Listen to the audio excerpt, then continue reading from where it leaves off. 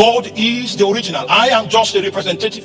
Do you understand that? I need to travel into the heart of the original in order for me to know what to say. I need to travel into the heart of the original in order for me to know what to do, because I'm not supposed to manifest my preferences. I am supposed to manifest God.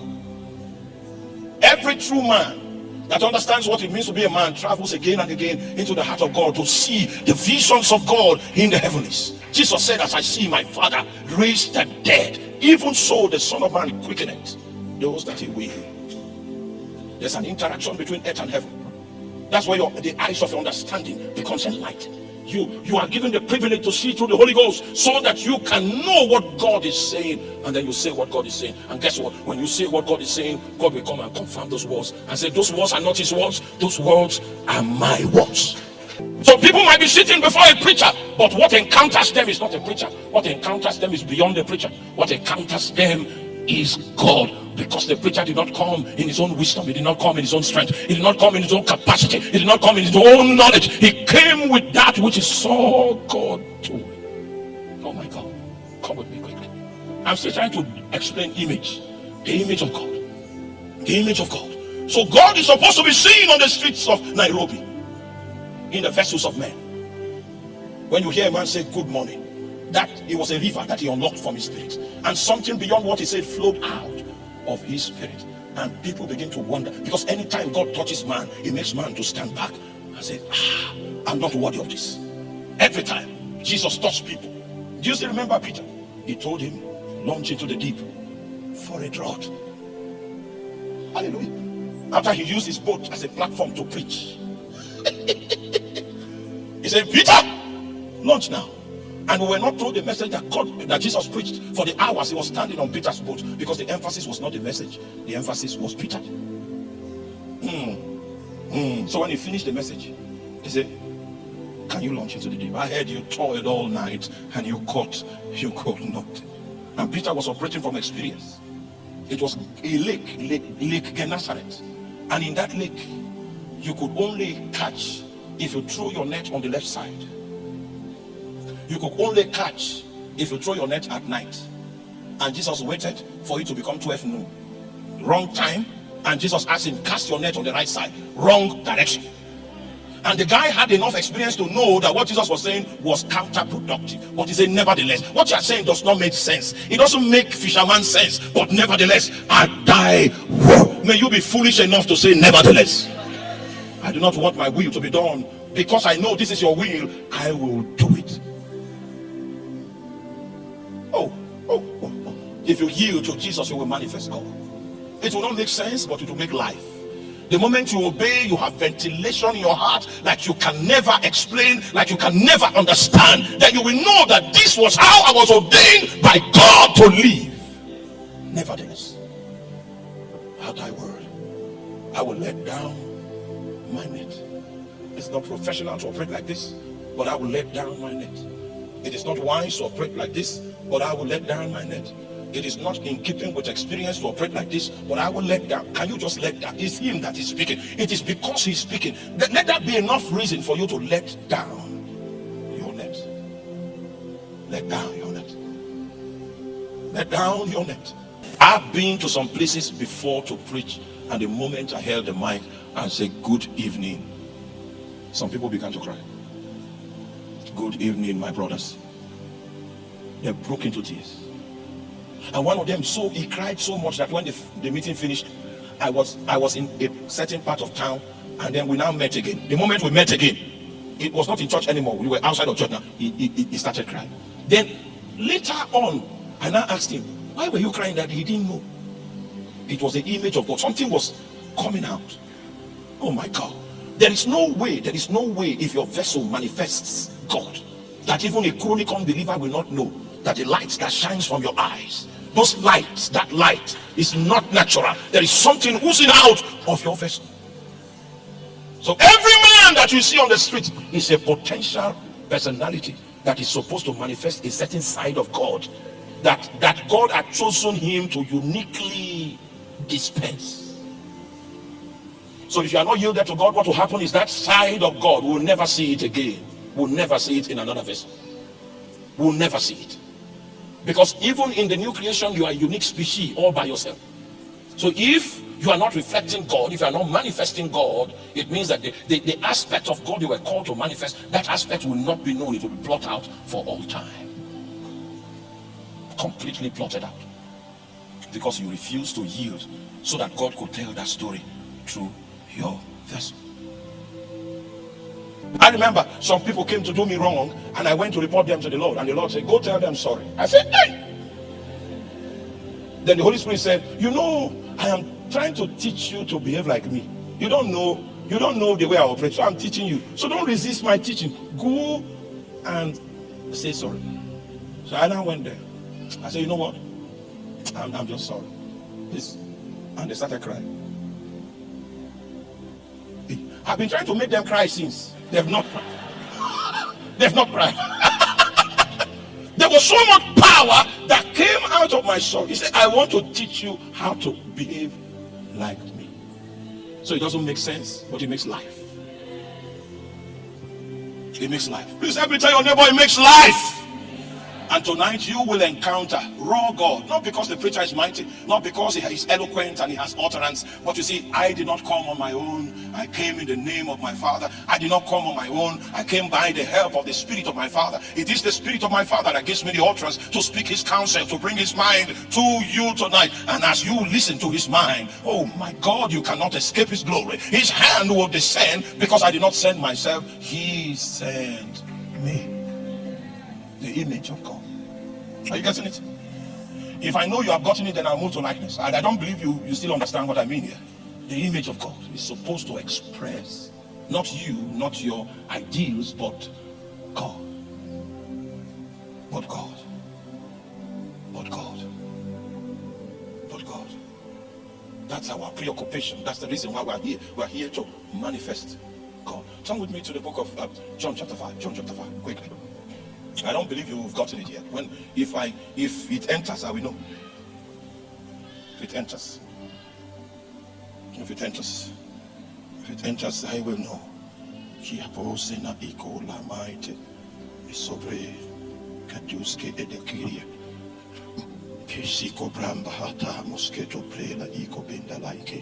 John chapter 5, beginning from verse 19, you will see the most intimate secrets of Jesus.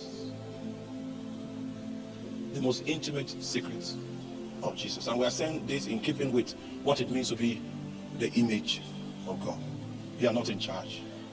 You allow the one who is in you by his Spirit to manifest. That means you cannot but fraternize with his Spirit within you, because it is Spirit that teaches you what he wants to do in spirit language. And when you begin to yield, then he begins to do what man cannot do. He manifests himself, even God.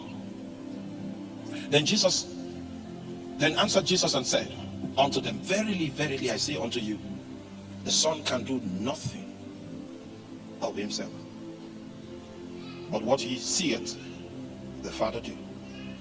For whatsoever he doeth, these also doeth the Son likewise. So the Son did not know what to do. The Son will need to wait and see the way the Father does it. And then the Son will now do what? Likewise. It means that as you walk with God, as you move with God, you will acknowledge that there's a gap in your knowledge. That gap is what will humble you and will bring you perpetually to the place of prayer, so that you can perceive what he's doing in you. The moment you perceive what he's doing in you, and in order for you to have a name to that which he's doing, you must have excelled in obedience for a long time. Then you begin to see the pattern of what is constructed. Then you know, okay, okay, this is what you yourself will discover yourself when you begin to yield to him consistently. You will be able to understand his workings and what he wants to achieve through your vessel. You will never know you. You will never know your flavor. You will never know your type. You will never know your style. God is the one that will reveal it, and he will reveal it through ounces of obediences, and then you'll be able to see the pattern. Are you there? Are you with me? I noticed that whenever I came to preach and I preached about the kingdom, his hand was so strong. If I preach about something else, he's not there. Then over time I now discovered, I was raised to be a preacher of the reign of Christ, the reign of God. So since then, I stayed there. I built my own vocabulary in English language to support teaching of this subject. Are you following me? I went into ancient English, the medieval English, the types that speak in the 15th century, 14th century, to find power kingdom vocabulary in order to support the expression of that which he has called me to deliver to my generation. Oh, I did some work because I started understanding what he wanted me to be. He took obedience for the shape of that which he wanted to do through my vessel to be known to me. Who told you know yourself? You know what he wants. Who told you? It will take obedience for many years for you to see the shape of what he wants to build through your life. You think you just stumble on it? You can't put a name to it until you know the story that God is telling through your vessel from heaven.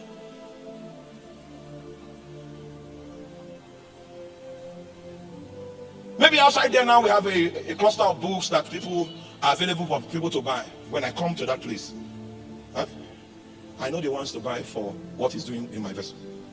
It's not every book I can buy. No, I don't have such money to waste. What you are preaching is truth in that book. It is not relevant to me because I know what he's doing through. Do you understand that?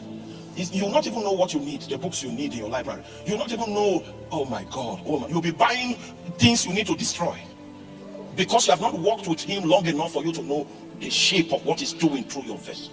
You'll not know what to learn. You'll not know what to unlearn. You'll not know which of your mentors to cut off from. You'll not know which one to run away from. You'll never know until you start understanding what he's doing in your vessel. You will run to danger. You will run to death. You will run to destruction until you know what he's building in your vessel. If we take a questionnaire through the congregation, you will find out that some people went to some churches thinking that, okay, this is what, something good is here. And only after 5 years, they ran out with scars and tears. I don't want you to lift your hand. I don't want you to. But I know what I'm talking about. You know why you joined yourself to them? You didn't know what God was doing in your vessel. So you use your eyes to analyze. That's not how Jesus operates. Jesus will need to see his Father before he will understand. What do you see? You say you are the image of God? You are not following me. You are not following. The Greek word for man is anthropos. Anthropos means the being that was created to look upward. You see, the meaning of anthropos can only be gotten when you see the relationship between the moon and the sun. The moon doesn't have light to reflect. The extent of light the moon reflects is the degree to which it is angulated to the sun that has light. Are you following? That is anthropos. You were created to look upward. The extent of divinity that will be flowing out of your vessel is the angle at which you can catch light. Catch light in God, catch light in your Father. If you cannot see light in your Father, there's no light in you to reflect. Don't get so proud and think there's something in you to give when you have not seen the light. What you will give them will be darkness. That's why sometimes you can't find the moon in the sky. It is there, but you can't see it because it is not angulated and it has received no light. You will give off no light if you have seen no light. Jesus said, I can do nothing of myself. See, anthropos, see, is what I see. I look upward. It's what I see the Father do. That is what I do. It means that Jesus could give an explanation for his actions. He can tell us the things he has seen in God that is responsible for the things he did on earth. And that's why Jesus had to spend quality time in the place of prayer, because he had to discern what God was doing every single day. His life became an epistle to his Father. The ways of his Father were revealed through his doctrine. The power of his Father were revealed through his miracles. The mortality of his Father was revealed through his resurrection. What is your own story? What have you been preaching? What is the message of your life? Who have you revealed? Meanwhile, you were created not in your own image, but in the image of another. You were created in the likeness of another. The last time I saw you, you were trying to show your neighbor that you were not failing. You had 2 cars parked. You had just gotten a second PhD. You just finished from University of Nairobi, and they put a feather on your cap, and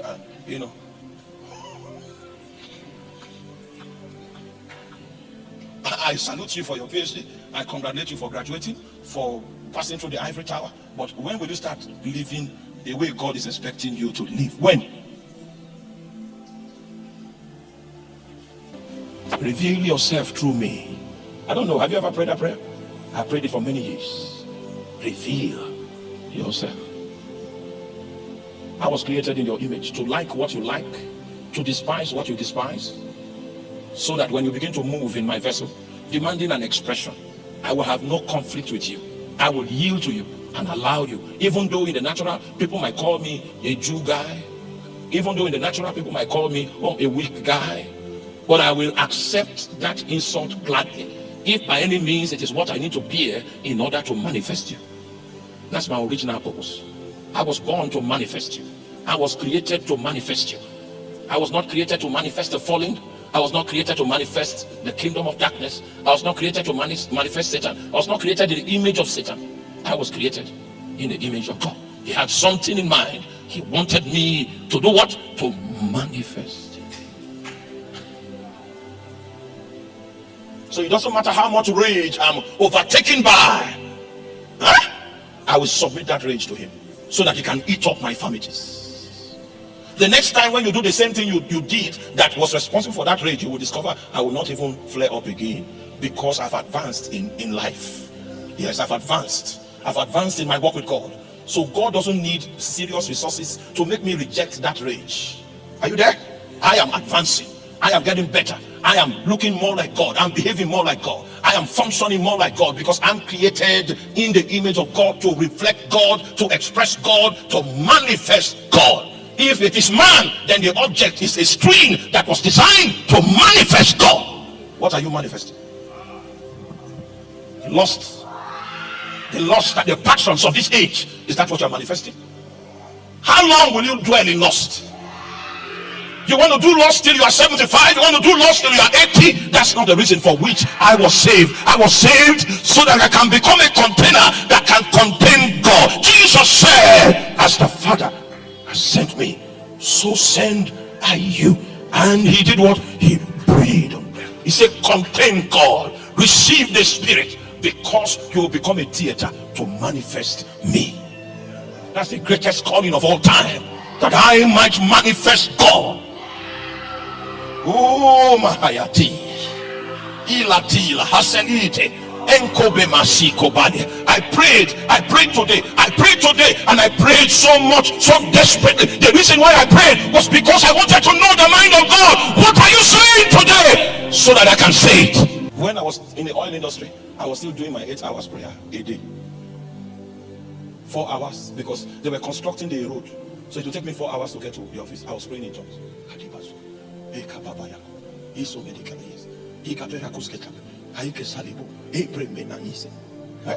I will tell God, I say, Satan wants me to begin to commit sin, but I'm receiving grace from you so that I will never do it. Satan wants me to have many girlfriends, but I receive grace. That's why every day I will pray like that. And then 4 hours when I'm coming home, and I used that road for 7 years. That was why he said I shouldn't buy a car. I should be using, what do you call your buses? Matatu. Huh? What? I was using it. I had the money to buy one every month, but I was using it to go to work. When my colleagues would see me, they were ashamed, because I was coming down from the bus. You should be coming with BMW X5. That was when X5 used to reign. In fact, S5 was the status car in my office. For you to prove that you have arrived, you must drive one X5 and horn. Then you just come out, leave the engine running, leave it running. Then the colleagues will come and open pop coke and pour on the car, and say, you have joined us, you have joined us. I never had the opportunity to do that. They did not know the encounters I had inside of Matatu. They said, this one is a Jew. Demons are eating his money. I was cruising in the spirit. I was receiving help from God. And I did it for 7 years. 7 years. Some of the most iconic revelations I got them in those buses. Saiko Pedike Samakoria Abela. Oh, just going like that, and then I'm there with my jotter. As it is downloading, I am. The conductors in charge of those buses sometimes felt I was crazy. They didn't know that I will leave them there as conductors, but I will go to the nations of the world. You will never know your story until you begin to yield. Then the shape, the concreteness of that which is doing in your vessel will be a pattern, will start coming out. A pattern. Because the pattern that was revealed in the life of David was the compatibility between worship and warfare. That Israel prospered in war the most. When they prospered in worship the most, it was the life of David that revealed that concrete pattern. There is a message that God is saying through every vessel, and if you yield enough, you will understand the message that is coming out of your own vessel. You will see what the Spirit of Christ is in your own life. In the life of someone, it might be a warrior in spirit. In the life of another one, it can be a man of wisdom in the economic war front. In the life of another, he becomes a God of signs and wonders. Who is Jesus in your vessel? Who is Jesus in your vessel? That's my question tonight.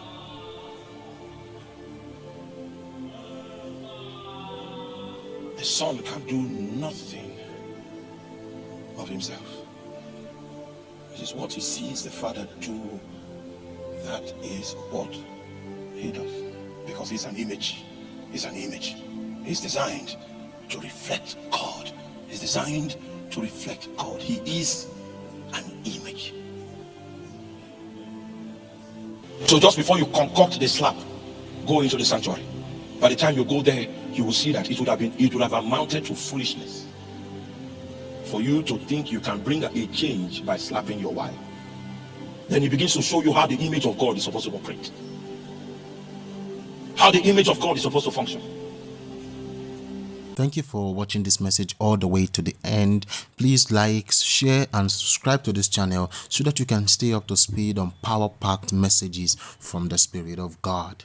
Liking and subscribing to this channel will also help this message spread to more people, and which will increase the chances of breaking strongholds in the life of a lot of people all around the world. So you see why it is very important to subscribe to this channel and turn on your notification. God bless you. Watch the videos displayed on your screen right now because they will greatly impact your life positively. God bless you.